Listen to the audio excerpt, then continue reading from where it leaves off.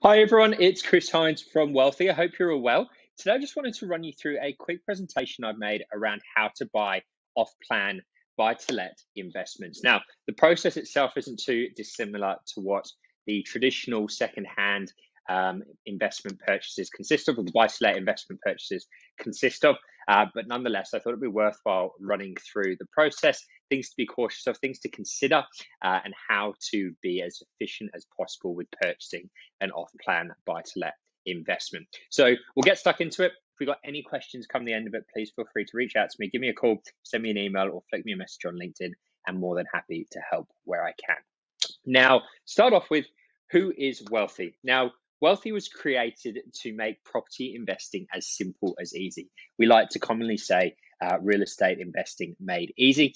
It's our motto, it's what we live by, and we want to simplify that process for you. We want this scary thing that purchasing a property may seem to be, to simplify that and make it a very straightforward and easy process. Now, what we'll do along the way is essentially hold your hand and guide you along the process. We'll introduce you to people that we believe would be benefiting or beneficial to you along the way and in the process. So people like your conveyancers, your brokers, your solicitors, people that are really going to make buying your investment property as simple and easy as possible. We'll also sit in on those meetings if you wish, and we'll guide and ask the right questions to make sure you understand everything that is going on along the way.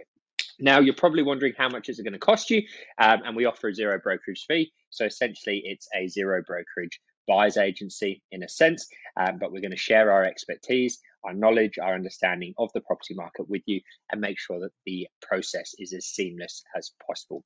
Now, Wealthy have advised, and the business itself, the people a part of the business have advised on over $1 billion worth of real estate transactions.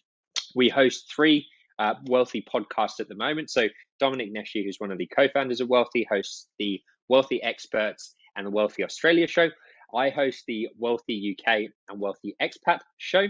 And then Tiffy, who's the general manager in Australia, she hosts the Wealthy in Espanol, originally from Argentina. She's now helping the South American audience buy investment property in Australia. And it's been a really, really receptive market to start working on as well. Now, we also have Wealthy Academy, and Wealthy Academy has been created to educate more so first-time investors on how the process works, how to make it as efficient, how to make the process as efficient as possible, and really, once again, holding your hands through the process to make sure that you understand everything that is going on. And then we've got the Wealthy Expats office, which I set up in the UK along with Wealthy UK. And we're helping, or part of the business over here is to help Australian expats that live in the UK to purchase property back in Australia. And that's also been going extremely well. Now, what is a buy-to-let investment? So to put it really simply, a buy-to-let investment is a property that you wish to purchase with the sole intention of renting it out. You're never going to live in it. You're not going to, move family into it. That's not the purpose of a buy-to-let investment. It's going to just serve its purpose, which is to generate you some income, some passive income in the form of rental yield, and also grow over the long term as well.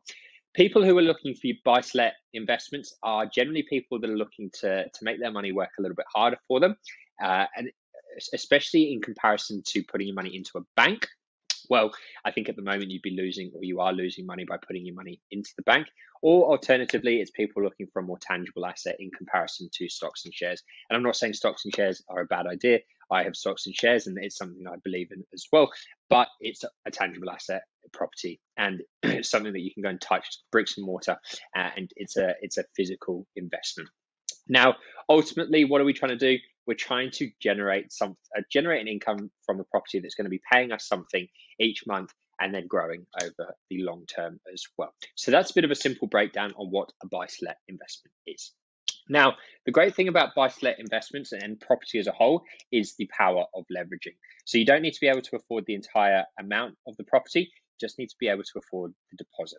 So generally with a buy-to-let mortgage, they range from 60 to 75% loan to value, LTV, meaning that you'd be required to have saved up 25 to 40% as your deposit.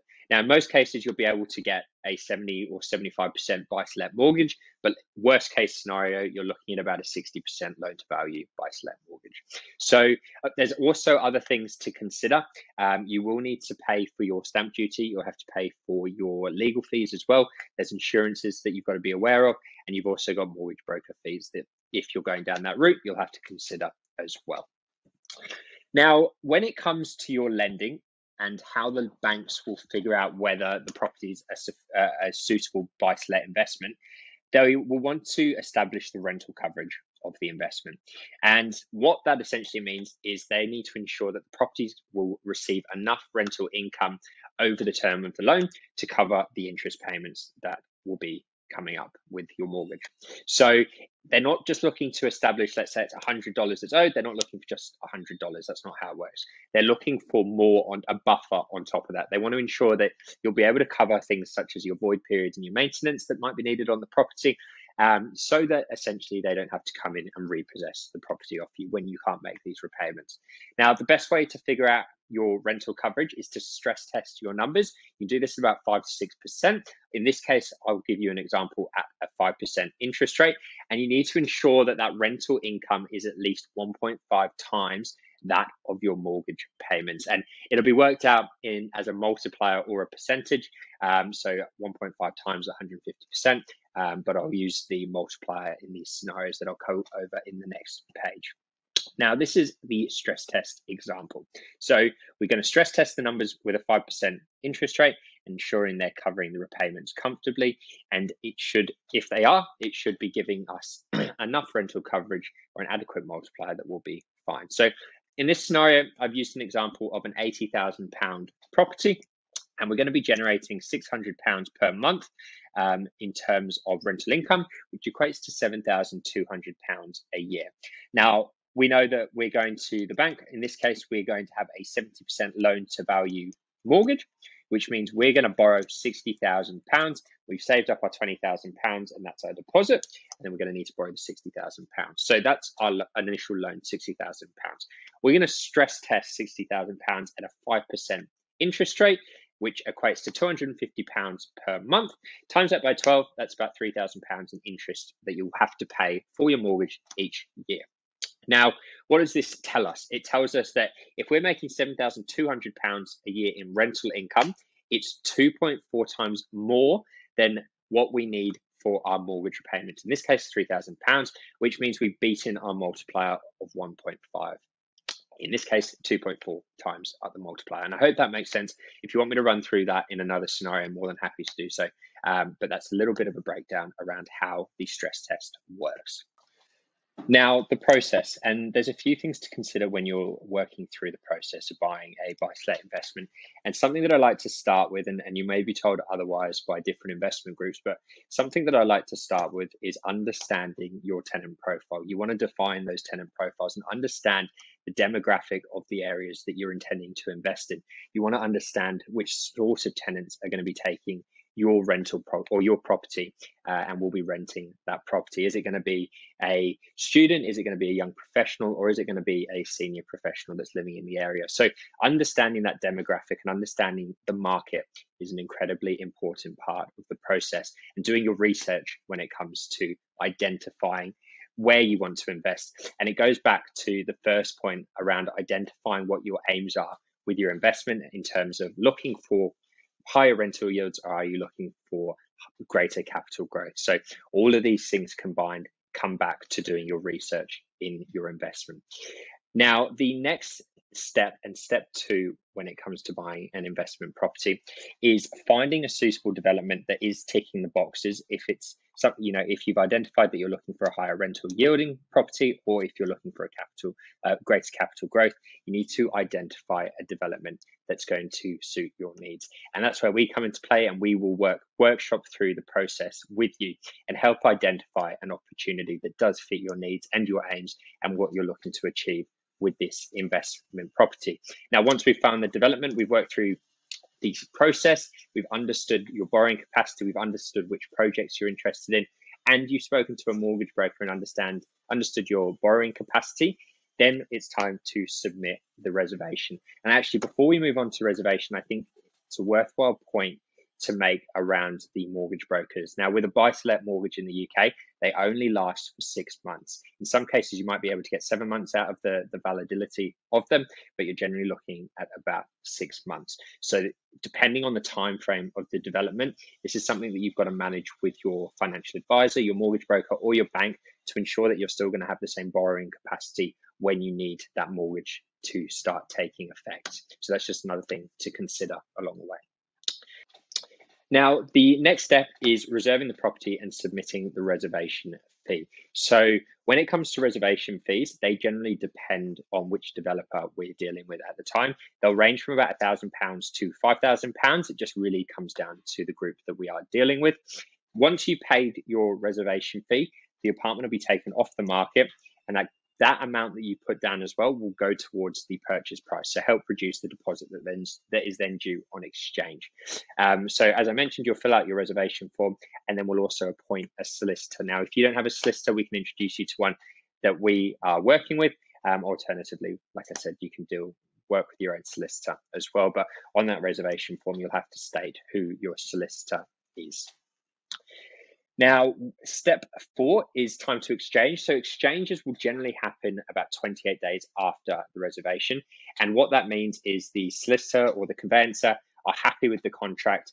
They're happy with the terms and the clauses that are in the contract. You've agreed on those terms as well. You've executed the contract, and then we can exchange. Generally as well, when you get to the time of exchange, you'll have to put down anywhere from 10 to 25% of the purchase price, and that's minusing, as I mentioned, your reservation fee that you've already paid as well, but you'll be required to pay 10 to 25% of the purchase price to exchange as your exchange deposit, you could say. So that's something to be cautious of, and you've got to have the money sitting there ready to go that you can transfer across. Now, depending on the development as well, there may be options to stage these payments. It just comes down to the group that we are dealing with and the property that you're interested in. But in some instances, there are payment plans where you can pay 10, 20, 25, 30% over the term of the build. So that's another thing that we can explore if you wanted to go down that avenue. Now, step 5, as I touched on briefly in step 2, is around your mortgages. As I said, the general length that these mortgages stay valid for is between 6 to 7 months, and some lenders or some banks may even reduce that down to 3 months. It really just depends on who you're dealing with, but we need to arrange that mortgage once we get to stage. Once we paid our exchange deposit and we've progressed to the next stage. So that's something that will have to be discussed with your bank. We can introduce you to some very, very decent mortgage brokers who will help guide you down through the process, but it's something that you've got to address. And like I said at the start, we have to stay on top of our finances. So speaking to people like financial advisors to ensure that we have a plan and a strategy that we're going to be able to borrow the same capacity that we intended to borrow at the start, that we can action this 6 months out from completion of the development as well. Now, step 6 is preparing for post-completion. So this is when we will speak to the property management team to make sure that they're prepared, or we're prepared for, or yourself are prepared for completion, and then we're ready to welcome our first tenants. So they'll take control of handling the tenancy side of things. They'll help get a tenant, make sure that the property is ready to go, and we're ready to generate some income for that property straight off the bat once completion is done. Also, in the weeks before the final completion, we'll have a snagging survey conducted to make sure that there's no defects, and if there are defects, then the builder will come back in and rectify those defects as well. Now, step 7 is completion. The apartment's ready, we're ready to move in, or the tenant's ready to move in. You'll be sent a completion notice telling you how long you have to complete on your purchase. So let's say in some instances, and it's rare these days, but there may be you may be required to pay another 5 or 10% on top of what you've already put down, but it really just depends on how much that they're expecting at exchange. So let's use an example for example's sake. Let's say that we paid a £1,000 reservation fee to take our property off the market, so £1,000 done. Then you're required to pay a 10% exchange deposit 28 days after you reserve the property. So you've paid, let's say, about 11%. Then, if this was on a £100,000 property, and as we at the start I mentioned, you're going to be required to have at least 25 to 30% saved up as your deposit. So you'll have to pay the difference come the completion. So in this instance, say we paid 11% already, we're going to be required to pay another 14 to 19% after we paid everything else. So that's just something to be aware of as well, and something that will come up along the way. But some developers might request a £5,000 reservation fee, and then you've got to pay a 20% exchange deposit, which in that instance, on a £100,000 property, you've made up 25%, which means you only need your mortgage to take effect once completion's done. So that's a little bit of a rundown on how the process works. I hope it's answered some of your questions, and if not, please feel free to reach out to me. Flick me a message, give me a call. I'm more than happy to talk you through the process in a bit more detail. But thank you again, and I look forward to speaking to you all soon.